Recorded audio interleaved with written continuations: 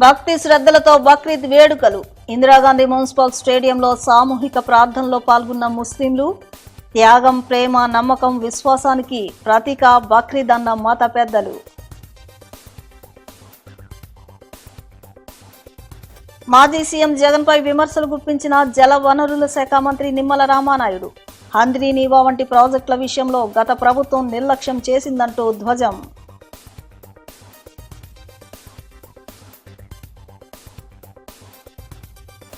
NDA పాలనలో సాధించిన ప్రగతిని జూన్ 5 నుంచి ప్రజలకు వివరిస్తామన్న మంత్రి సత్యకుమార్ యాదవ్.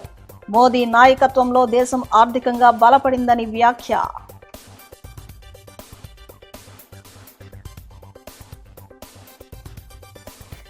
ఉద్రిక్తతకు తావిచ్చిన బక్రీద్ పండుగ.